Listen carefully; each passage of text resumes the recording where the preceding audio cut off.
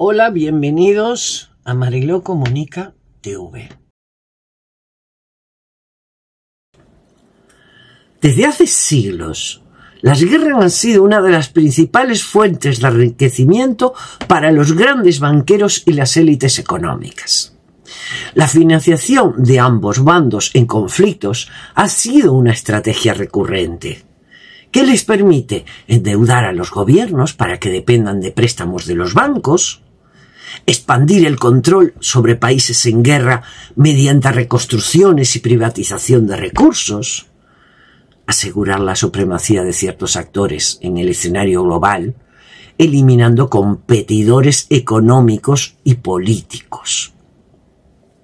Luego está la otra parte, el financiamiento de guerras por parte de la banca. En la historia vemos que la banca internacional ha estado involucrada en la financiación de guerras de forma deliberada.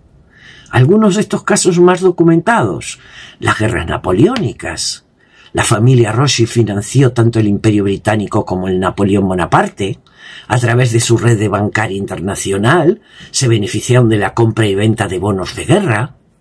En la Guerra Civil de Estados Unidos, los bancos europeos, incluidos Rothschild y el Warburg financiaron a ambos bandos.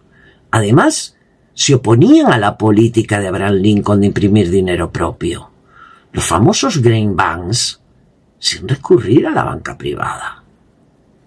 La Primera Guerra Mundial, la Primera y la Segunda Guerra Mundial. JP Morgan y otros bancos estadounidenses financiaron el esfuerzo de guerras de los aliados en la Primera Guerra Mundial. Prescott Bush, abuelo de George Bush, tuvo negocios con empresas que ayudaron a financiar el régimen de Hitler en los años 30. Rockefeller y Stan Boyle mantuvieron comercio con Alemania nazi antes de la entrada de Estados Unidos en la Segunda Guerra Mundial. Guerras como la Guerra del Vietnam, que se convirtió en una oportunidad para las corporaciones armamentísticas y los bancos. Durante la guerra, las grandes firmas financieras prestaron el dinero al gobierno de los Estados Unidos y al mismo tiempo vendían armas a ambos lados del conflicto. Y en estos momentos, presente la guerra de Ucrania, este conflicto ha generado miles de millones de dólares en ganancias para las industrias armamentísticas y los bancos que financian los préstamos para el esfuerzo de guerras, mientras que Europa sufre las consecuencias económicas de la inflación y la crisis energética. El negocio de la deuda de guerra. Cada guerra deja a los países devastados, lo que obliga a los gobiernos a pedir más préstamos a los bancos y a aceptar condiciones que benefician solamente a ellos solos, a la élite financiera. Después de la Primera Guerra Mundial, Alemania fue sometida al Tratado de Versalles y obligada a pagar enormes reparaciones de guerra. ¿Qué pasó con esto? Hundió la economía alemana en una hiperinflación brutal en 1923.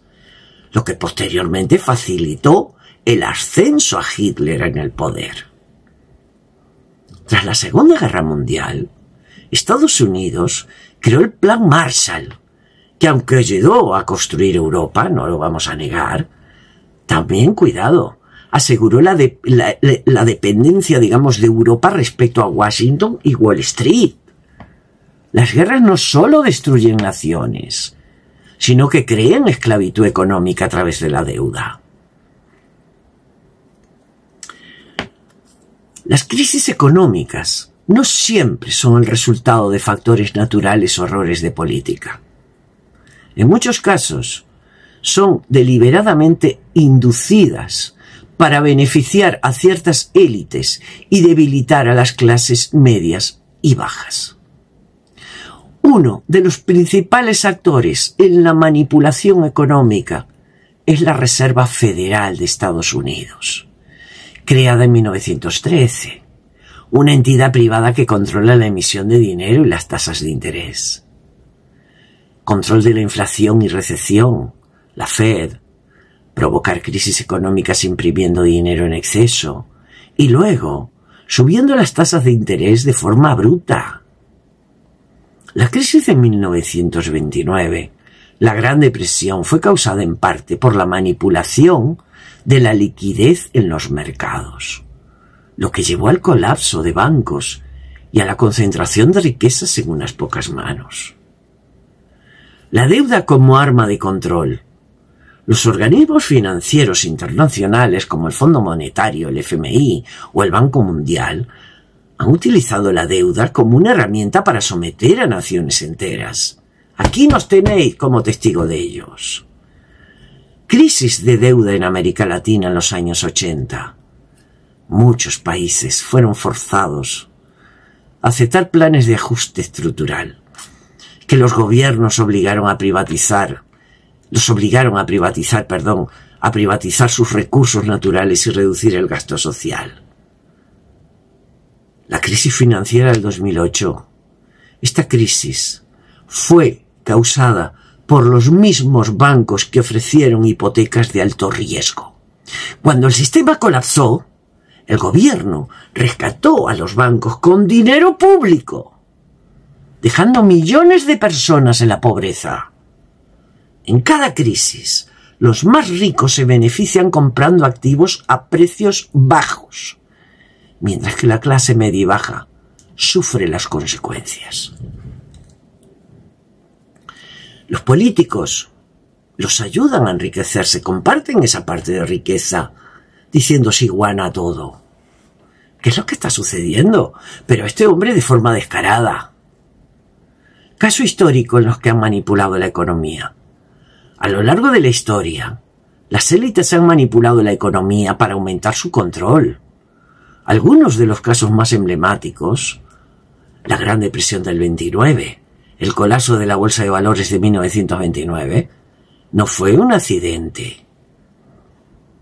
Algunos de los bancos más influyentes como JP Morgan y los Rockefeller retiraron su dinero del mercado antes de la caída, mientras que los pequeños inversores lo perdieron todo. Posteriormente se implementaron políticas que fortalecieron la banca privada y centralizaron aún más el poder económico. Luego la crisis del petróleo en 1973. Las grandes petroleras y los bancos aprovecharon las crisis para disparar el precio del petróleo, debilitar economías en desarrollo. Esto benefició a empresas como ExxonMobil, a bancos como Goldman Sachs, mientras que el ciudadano común sufrió la inflación y la recesión. La crisis del 2008 y el rescate de los bancos.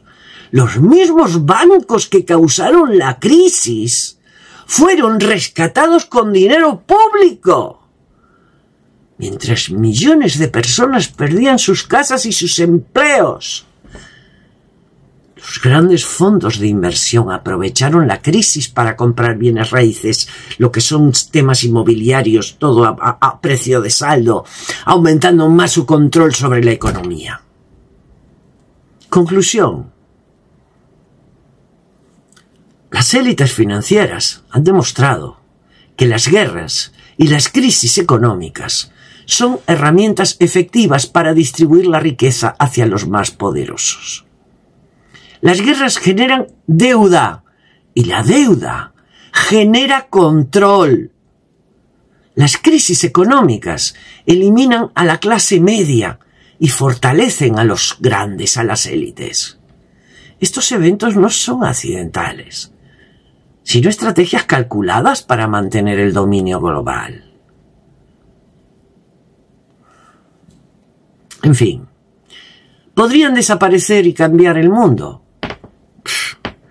A lo largo de la historia, las élites financieras y corporativas han tejido una red de control tan vasta que parece imposible imaginar un mundo sin ellas. Pero, ¿qué sucederá si de repente pierden su poder? ¿Es viable pensar en un sistema económico y político alternativo? ¿Estamos preparados en un ciclo perpetuo de dominación ¿O existe una posibilidad real de cambio? En esta sección hay varios escenarios políticos en los que las grandes élites desaparecen o son desplazadas.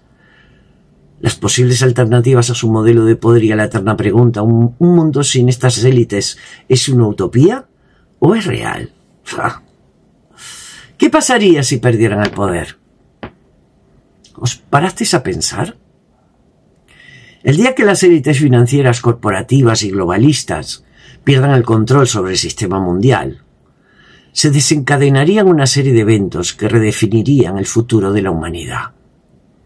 Dependiendo de cómo ocurra, digamos, esta caída, el resultado podría ser caótico o representar una oportunidad para un renacimiento social y económico. Se pueden presentar dos escenarios hipotéticos, digamos. El colapso repentino del sistema financiero o la rebelión global y el despertar de las masas. La primera, el colapso repentino. Si las élites que controlan los bancos centrales, la Reserva Federal, el FMI, los fondos de inversión como BlackRock y Vanguard, colapsan de la noche a la mañana, el sistema financiero global se derrumbaría. Joder, que sí se derrumbaría. Los mercados bursátiles caerían en picada, ya que están completamente manipulados por grandes fondos que mueven los hilos tras bambalinas. El dólar y el euro podrían perder su hegemonía, pues están respaldados por estas mismas instituciones que controlan la emisión del dinero y las tasas de interés. Las deudas de los países desaparecerían, ya que gran parte de la deuda global es artificialmente sostenida por la banca privada y los organismos internacionales. Sin embargo, el problema no es solo la caída del sistema actual, sino lo que vendría después. Sin una transición ordenada, el caos podría dar paso a una guerra por el poder entre nuevos actores que emergerían otra vez. Llevamos así siglos. Madre mía. Luego está la otra vertiente, como dije, la rebelión global y el despertar de las masas. Un escenario más utópico sería que la manipulación a la que han sido sometidos durante siglos y se levantaran para desmantelar el sistema de control. Los gobiernos títeres caerían, ya que perderían el respaldo de los bancos y corporaciones que los sostienen. Se acabaría lo que es la manipulación mediática, porque los grandes grupos de comunicación como la CNN, la Fox, la BBC y todas estas mierdas de periodistas, de grupos que están pagados por cada partido, indirectamente por Soros y por toda esta mierda, perderían monopolio, permitiendo que florecieran economías más justas y descentralizadas. Sin embargo, este escenario es poco probable, porque las élites han diseñado un sistema en el que las personas dependen de su estructura para sobrevivir. Salarios, créditos, seguros, alimentos procesados, etc. Alternativa a un nuevo modelo económico y financiero. Si el mundo lograra liberarse del control de las élites, necesitaríamos un modelo económico alternativo que evitara caer en la misma concentración de poder. Aquí hay algunas propuestas que han sido debatidas por economistas independientes y movimientos antiglobalistas, claro que sí. Pero mira cómo ningún partido político, ninguno habla de esto. Descentralización financiera y fin de bancos centrales. Uno de los primeros pasos sería desmantelar los bancos centrales y suprimir la emisión de dinero sin respaldo real. Monedas descentralizadas, como el Bitcoin o sistemas financieros basados en blockchain, podrían reemplazar al sistema actual, eliminando intermediarios y evitando la inflación artificial provocada por los gobiernos. Luego está la creación de bancos públicos sin fines de lucro, gestionados de manera transparente para garantizar préstamos justos, sin intereses abusivos. Y uso de monedas locales o sistema de trueque para empoderar a las comunidades y reducir la dependencia de la banca privada. Luego estaría la soberanía alimentaria y energética. Otro pilar de este nuevo modelo sería recuperar el control sobre los recursos básicos. Autosuficiencia energética. Reducir la dependencia de grandes corporaciones energéticas mediante el desarrollo de energías renovables accesibles para todos. Sacar a flote lo de la energía que ya está más que creada desde el tiempo de Tesla. La energía, ¿cómo se llama? Infinita.